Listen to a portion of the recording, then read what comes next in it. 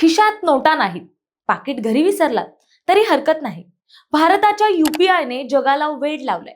पण साता समुद्रापार जाताना आपल्या या लाडक्या युपीआयला कोणी रोखतंय का? तांत्रिक अडथळे आणि सुरक्षेचं चक्रव्यूह नेमकं आहे तरी काय? संसदेत एक मराठी खासदाराने विचारलेला प्रश्न आणि त्यावर सरकारचं उत्तर, पहा हा विशेष रिपोर्ट. नमस्कार, मी प्राची शिरकर. आपण पाहत आहात प्रहार न्यूज लाईव्ह. भारताची युपीआय प्रणाली आज जगासाठी आकर्षणाचं केंद्र बनली आहे. मात्र या जागतिक प्रवासात काही डिजिटल स्पीड ब्रेकर्स येत असल्याची बाब आता समोर आली आहे. खासदार मेधा कुलकर्णी यांनी राज्यसभेत या गुंतागुंतीच्या प्रश्नावर बोट ठेवलं.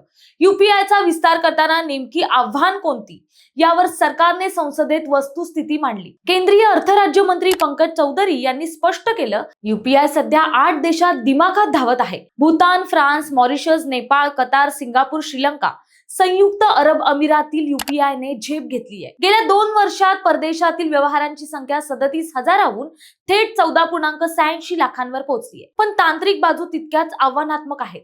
प्रत्येक देशांचे बँकिंग नियम आणि डेटा सुरक्षेचे कायदे वेगळे आहेत. त्यांना एकाच साच्यात बसवणं कठीण काम आहे. तर 2 देशांमधील रुपया आणि डॉलरचा विनिमय रिअल टाइम मध्ये करताना तांत्रिक कस लागतोय. तसंच हॅकिंग आणि डेटा चोरीच्या धोक्यांमुळे प्रत्येक देशाच्या सुरक्षा मानकांशी जुळवून घेणं अनिवार्य आहे. या सर्व अडथळ्यांवर मात करण्यासाठी एनपीसीआय इंटरनॅशनल रात्रंदिवस काम करते. आरबीआय इतर देशांच्या केंद्रीय बँकांशी थेट संवाद साधत आहे.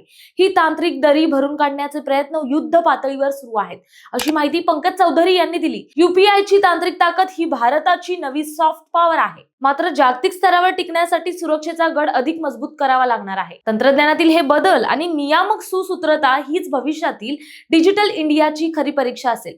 जग मुठीत आलंय खरं, पण सुरक्षिततेचं काय बरं, असा प्रश्न निर्माण झालाय. तर मंडळी, युपीआय साता समुद्रापार पोहोचलंय, पण तुमचं डिजिटल वॉलेट सुरक्षित ठेवणं तुमच्याही हातात आहे.